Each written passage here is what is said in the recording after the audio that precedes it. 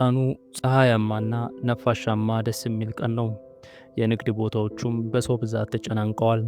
የጣሊያን አገር እንደመሆኑም በየመንገዱ ላይ ልብን የሚማርክ ሙዚቃ የሚጫወቱ የተለያዩ ሰዎች ይታያሉ። ሕፃናት በየፋውንቴኑ አባሮሽ ይጫወታሉ። የትኩስ ዳቦና የተጠበሰ ስጋ ሽታም መንገዱን አውዶታል። እጅግ ደስ የሚል ብርሃናማ ቀን ይመስላል። ያለነው ፖምፔይ በተባለች የጣሊያን ከተማ ነው። ታዲያ በዚህች የሮም ቅንጧ ከተማ ከሚኖሩ ሰዎች መካከል ዛሬ የመጨረሻ ቀናቸው እንደሆነና ሞት ከፊታቸው እንደቆመ አንድም የጠረጠረ ሰው አልነበረም። ፖምፔይ ዝም ብላ ከተማ አልነበረችም። እስኪ ያስቡት፣ እንደ አውሮፓውያን አቆጣጠር በ79 ዓመተ ምህረት ሰማዩን እስከሚያሳዩ ድረስ የጸዱ እብነበረድ መንገዶች ያሉባት፣ በተለያዩ ቀለሞች ያሸበረቁ አስደናቂና በጊዜው ቅንጡ የተባሉ ቪላዎች የሞሉባት፣ በሮማኖች ጊዜ የተለመደ ነውና ትላልቅ ሰዎች በሙቅ ውሃ ውስጥ ተዘብዝፈው የሚጫወቱበትን፣ የሚዝናኑበትን እንዲሁም ስለ ንግዳቸውና ስራቸው የሚያወሩበትን ትላልቅ ቤቶችን በውስጧ የያዘች፣ እንዲሁም ከዓለም ዙሪያ የሚመጡ ነጋዴዎች፣ ቱሪስቶች፣ መርከበኞችና ሌሎችም የሚዝናኑበትን ታሪካቸውንም የሚለዋወጡበትን ምግብና መጠጥ ቤቶችን በውስጧ አቅፋ የያዘች ትልቅ ከተማ ነበረች። የከተማዋ ሰዎች ያለምንም ሀሳብ ነበር የሚኖሩት። ውበትንና መዝናናትን ይወዳሉ። ሕይወትንም ቀለል አድርገው የሚኖሩ አይነት ሰዎች ናቸው። ከእነርሱ በትንሽ ርቀት ላይ ግን ገዘፍ ብሎ የተገተረ ቬሱቪየስ የተባለ ተራራ ነበረ። ይህ ተራራ ትልቅ ግርማ ያለው፣ ጸጥ ያለና ለከተማዋ ውበት የሰጠ ነበር። ነገር ግን ማንም ሁሉንም በአንድ ጊዜ ሊያጠፋ የሚችል አደጋ እንደሆነ አስቦት አያውቅም። ግን ተፈጥሮ የራሱ እቅድ አለውና ተራራው ከመፈንዳቱ ትንሽ ቀናት አስቀድሞ ምልክቶች ይታዩ ነበር። መሬቱ የተወሰነ ያህል ይንቀጠቀጥ ነበር። ብዙ የውሃ ጉድጓዶች ደርቀዋል። ውሾች ያለማቋረጥ ይጮኻሉ። ወፎች እንግዳ በሆነ ቅርጽ ሰማዩ ላይ ሲበሩ ታይተዋል። አንዳንዶች አስተውለዋል።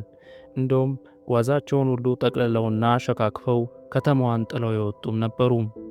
ግን ብዙዎች ችላ ብለው ያፌዙ ጀመርም። ከዛን ግን እንደ አውሮፓውያን አቆጣጠር በኦገስት 24 79 ዓመተ ምህረት በእኩለ ቀን ሁሉም እያየ ነበር ነገሩ እንዲህ የተከሰተው። ቬሱቪየስ ተራራ የአንበሳን ማጓራት እጅግ በሚያስደንቅ መልኩ እያጓራ ፈነዳ። ድምፁ እጅግ ከብዙ ርቀት ማለትም በመቶዎች በሚቆጠሩ ማይሎች ድረስ ይሰማ እንደነበር የተናገሩ ሰዎች ነበሩ። በ20 ኪሎ ሜትር ከፍታም ላይ ወዲያው ጥቋቁር ብናኞችና ጭስ አየሩን ሞላው። ከተማዋ ላይ አንዴ ሰማያዊ አንዴ ነጭ የሆነ ውበትን ይሰጥ የነበረው ሰማይ ቀርቶ አሁን የሚታየው ጥቁር ጭስ ብቻ ሆነ። ስብርባሪ ድንጋዮቹና የፍንዳታው ብናኞቹ ሁሉ ሰውን እስኪገድሉ ከሰማዩ ይወዳድቁ ጀመር። በመጀመሪያ በፖምፔይ ይኖሩ የነበሩት ሰዎች እንግዳ የሆነ ነገር ይመለከታሉ። ይህም እጅግ ትልቅ ጥቋቁር ደመና ወደ ሰማይ ከፍ እያለ ሲወጣ ነበር። ጭስ ብቻ አልነበረም፣ ነገር ግን ስብርባሪዎች፣ ድንጋዮችና አለቶች እንዲሁም መጥፎ ጋዝ አብሮት ነበር በሚያስገመግም ድምፁ ከተራራው የወጣው። ወዲያውም መሬቱ መንቀጥቀጥ፣ ግንቦቹም መፈረካከስ፣ ትላልቅ ሕንፃ የሚባሉትም መወዳደቅ ጀመሩ። ሰዎች በየመንገዱ መሯሯጥ ጀመሩ። አንዳንዶቹ በጨርቅ ነገር አፍንጫቸውን ሸፍነው ይታያሉ። አስቡት፣ የቤታችሁን በር ከፍታችሁ ገና አንድ እግራችሁ እንደወጣ እጅግ ትላልቅ እየነደዱ ያሉ ድንጋዮች በፍጥነት የሚወረወሩ ያህል እየወደቁ ሲሆን ምንም ማድረግ አልቻሉምና መጮህ ጀመሩ። መደበቂያ ቦታም ይፈልጉ ጀመር። አንዳንዶቹ የቤታቸው ግድግዳ የሚጠብቃቸው ይመስል በየቤታቸው ተደበቁ። ሌሎች ደግሞ ቤተሰቦቻቸውን ጠቅልለው ከከተማው ሊወጡ ቢቻኮሉም ግን እጅግ ረፍዶ ነበር። ስብርባሪው እየወዳደቀ ሰዓታት አለፉ። ክብደቱም እየጨመረ በመምጣቱ የቤቶችን ጣሪያ እየሰባበረ ገብቶ ሙሉ ቤተሰቦችን አንድ ጊዜ ከነ ሕይወታቸው የቀብራቸው ጀመር። በቤታቸው ውስጥ የቀሩት ሁሉ በቮልካኑ ሽታ ሳምባቸው ይሞላ ጀመር። እጅግ አሰቃቂና ቀስ እያለ የሚገድል ስቃይ የተሞላበትን ሞት ሞቱ።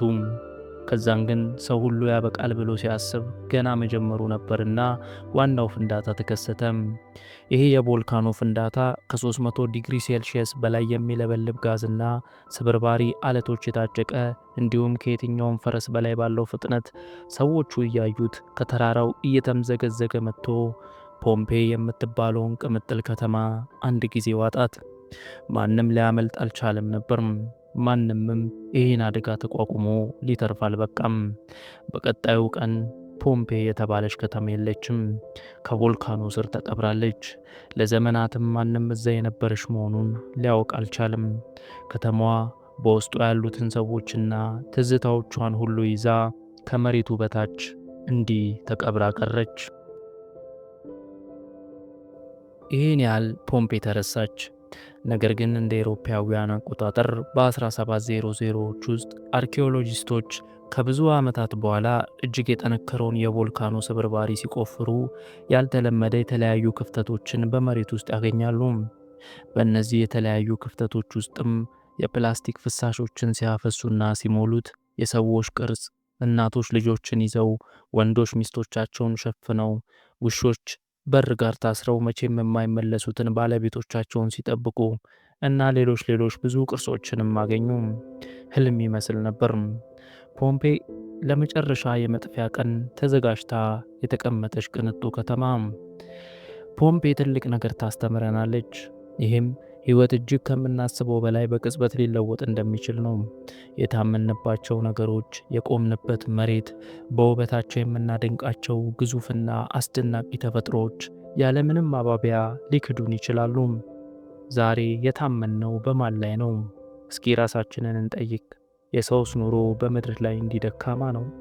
ሰው ማለት እኮ የነገውን እንደውም ቀጣይ የሚሆነውን ሊያውቅም ሊወሰንም የማይችል እጅግ ደካማ ፍጥረት ነው።